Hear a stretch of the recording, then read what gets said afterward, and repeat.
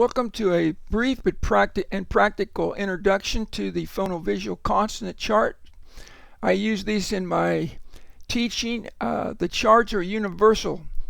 In teaching reading, there's 5 elements of reading. We teach all of them with our Blend Phonics program, my Blend Phonics lessons and stories, and reading made easy with Blend Phonics for first grade, which is the teacher textbook there.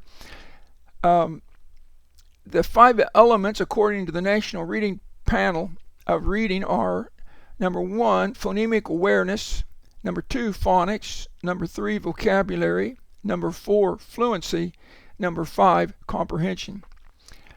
The essential foundation, of course, is the first 2, phonemic awareness and phonics, and the phonovisual charts teach those first 2 elements and teaches them in a way that very few other programs teach, because it's all contained on 2 very simple to understand, easy to learn, and easy to apply charts. Students that have mastered these 2 charts will be in a good position to start learning to read, and I would like to recommend my Blend Phonics method, and 2 books available on from Amazon or Barnes & Nobles or wherever you want to order them. But right now we're going to be focusing, and we're going to go pretty quick here, on the phonovisual chart, and we're going to do our presentation in such a way that both the teacher and the student will benefit. Notice the chart has 4 rows. And I'll point to them with my little arrow here. 1, 2, 3, 4. We have the yellow, we have the pink, we have the green, and we have the blue. The charts are organized from the front of the mouth, and as you go down the column to the bottom to the back of the mouth. The sounds are also related, that's vertically, horizontally, that is to say by the row. They're also related by point of articulation, as it's called in linguistics, across, and we'll explain that very, very simply as we go along. Let's get on the move here, and let's start with the yellow column. These are called voiceless consonants because you don't use much of your voice in making them, and that is, your vocal cords are not used. So, and notice that you have a picture, which is the clue. You have a letter, and then there's a line after the letter, and that line tells you that you're going to be listening for the first sound in the word that picture tells you. For example, the first picture is a pig. So think, what's the first sound you hear in pig? And the sound is p, p. Some phonics teachers will say p, but you want to try and eliminate the now as we go down the chart, notice your lips are coming together, and what you can do here is you can actually get a mirror and let your students see a mirror. The company also sells cards for each of these little squares. Each square represents a sound. So there's a card with a pig on one side of the card and a letter P on the other side of the card. So the students, to learn the phonemic awareness, that is the speech sound, will look at the pig. In fact, with little bitty kids, even before they go to school, you can get these cards and this chart and teach them to look at the pig, and when they see the pig, to make the p sound, p, even without the letter, because phonemic awareness doesn't actually require you having any letters. It's just the sounds. The phonics, that's where the sounds are connected to the letter, and the phonovisual chart teaches the sound and the letter, and so what we call the sound to letter correspondences, or if you're thinking in terms of psychology, they are associations that you want to make. So we have the pig, p, and I'm going to go down the chart, and as we do, you're going back from the front to the back of your mouth. And again, it's a good idea to have a mirror with this. I should also mention the Phonovisual method has a, you can buy just black and white copies of this chart that has the letters left off. And so they'll look at the P and then they'll write the P. And so here you're adding the written aspect, which you always want to include writing. All reading instructions should be multisensory, as at one time it always was. Anyway, so we have pig, p. Say them with me, wheel, w. And if you have a mirror, you can look at your mouth and see how your lips are moving when you make the w of wheel, w. Next we have fan, f, f. And again, a lot of teachers will say f. And when you blend it with the letter, that will be disappear. But I think it's much better if you can just make the f sound like I'm doing. Notice the ph. That's called a secondary spelling. And all these under the letter, if you have smaller letters like the ph, that's called a secondary spelling, and that would be like in the word phone or phonics. Only the main spellings are on this chart. What I do is on my big chart in my classroom when I'm teaching blend phonics, when I'm teaching a spelling that's not there for, like, I'll give you an example. Sometimes GH, as in the word rough, can have the PH sound. I take a little stickum and write GH and stick it on my chart. And on my cards, I've actually written in some other sounds that are not on the cards, just for my own purposes. Okay, so we've got the fan right there. Next, we're going to go to 3, and here you can stick out your tongue a little bit. You're going to go th, th. Next, we have a top, top, t, t. Again, notice I don't say t. You don't say t-op, it's just top. T. Now we have saw, s, and notice the secondary spelling because the C with E-R-Y will make the S sound, and you'll be teaching that. S, ship, sh, sh, cherry, ch, ch. And notice the TCH there. Key, k, k. And that's the more usual sound of the C. And finally we have the horn at the bottom, so you say horn. So what you're actually doing is saying the picture, naming the picture, and then extracting or getting the sound from the first sound you hear in the picture name.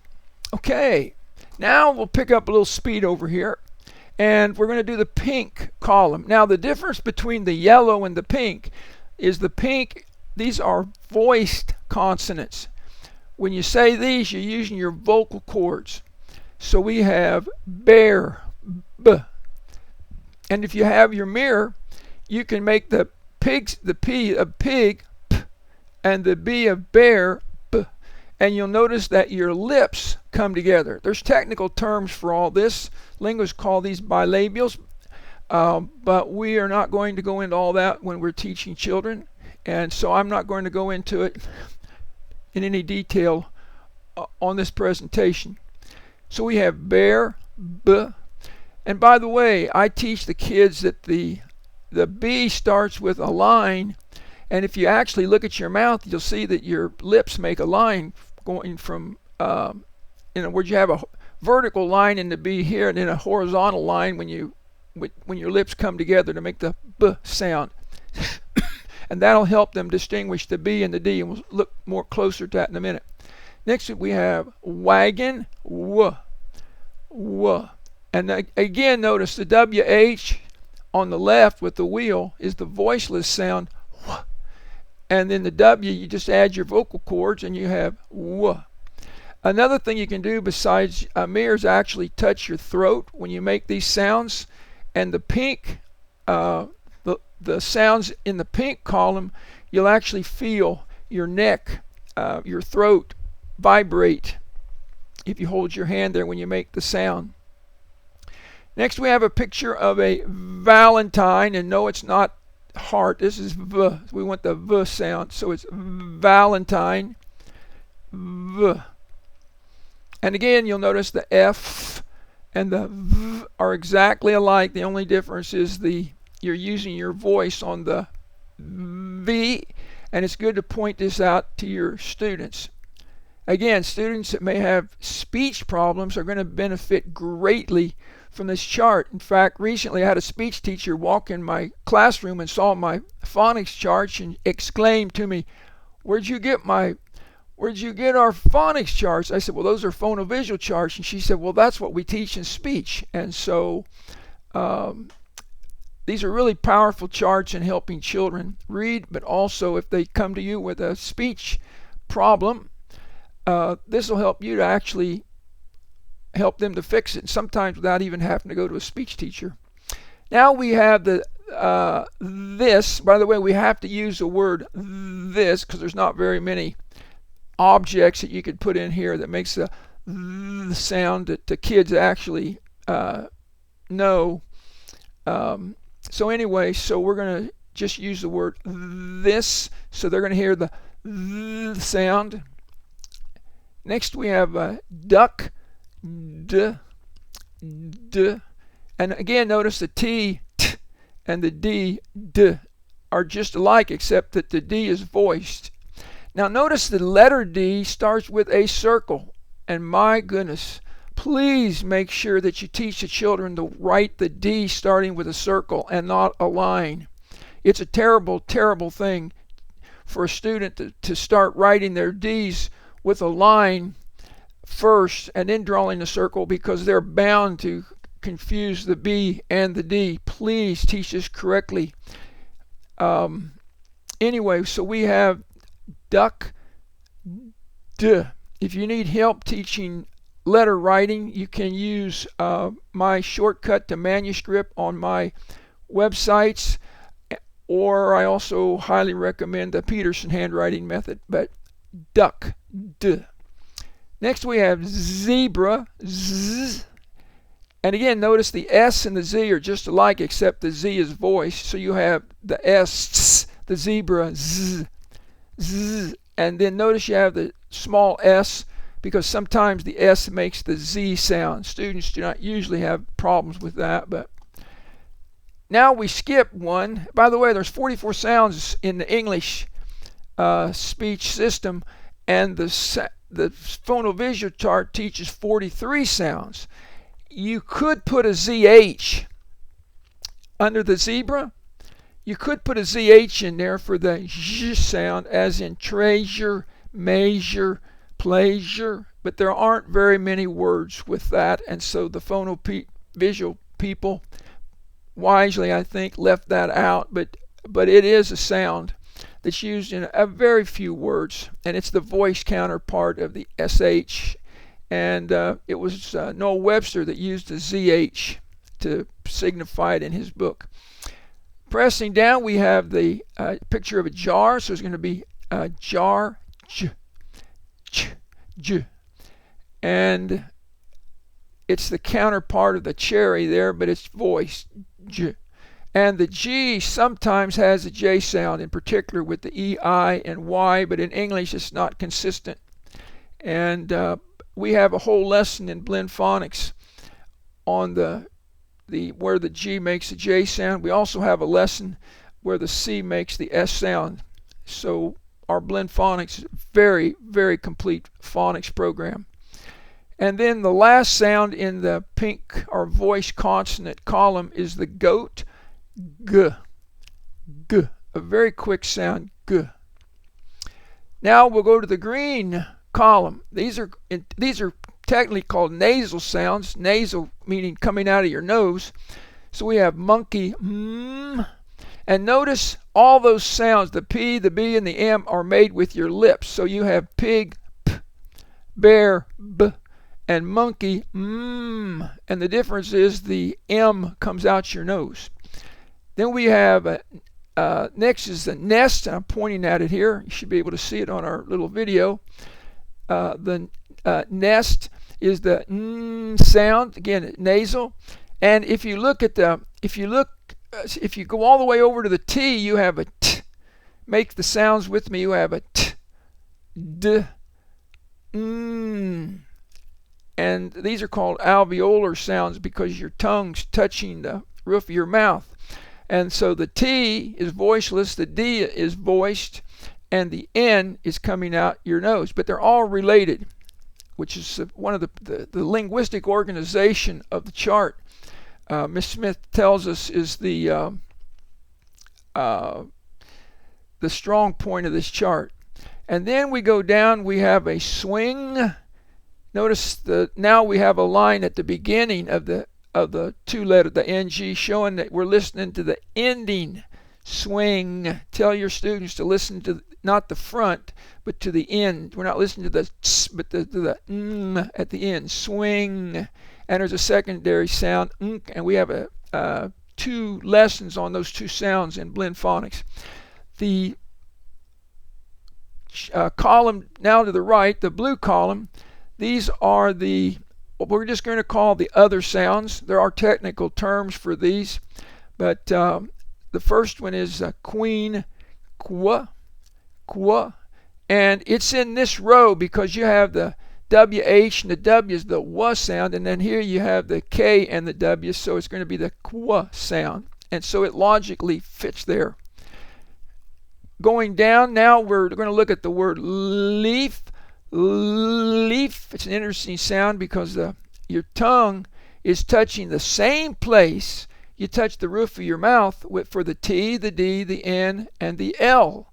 And if you're interested, it's called the alveolar ridge. But for your students, it's not important to know the technical term, but to know the sound. Leaf. And if you look in the mirror, you can actually see where your tongue's touching because your mouth is open when you make the sound leaf. And again, it's at the beginning of the word leaf. Next we have rabbit. We don't say R and we don't say It's just a sound, kind of like when the dog goes so rabbit, and it really helps to get that sound right. Next is a yard, yeah, technically called a glide, but yeah. And again, you can see the sh and the yeah. Next, at the bottom, we have our last one, and this takes us right up to the end of our presentation. This is a box, and the sound is at the end. That's why the dash is in front of it. Box. X. X. Okay, go over this with your students. I have the big wall charts in my classroom, and then I buy these. These are page 8.5 by 11 charts that are cardboard or cardstock, I should say. You can order them from the company. Very inexpensive. I order 3 or 4 packages at a time, and then I give these to my students when they come. So the first thing I do when I get a new student is give them the 2 charts. I take the charts and put them in a page protector, one on the front, one on the back, and they take it home with them. I usually get a plastic sack, and in the sack I put the 2 phonovisual charts and put them in a plastic page protector. I put my blend phonics lessons and stories, and then I put a spiral notebook because we're going to have them practicing their handwriting, writing the alphabet. I should mention that I teach letter names to my students. Some phonics programs do not. I am very strong on teaching letter names, and I like my students knowing their letter names even before they start reading instruction. But they are going to work letter names with me because we're going to be spelling all the words, both with writing and with letter names. So there you have it. This is Don Potter. I invite you to my websites. My general website is donpotter.net, N-E-T, and my website specifically for blend phonics is blendphonics.org, and there you'll find more information on how to use these charts. And there is a book, by the way, that you can order from the company. I highly recommend it. It's an excellent introduction showing how they use these, the charts were designed and how to use them. So this is Don Potter signing off, wishing you the best.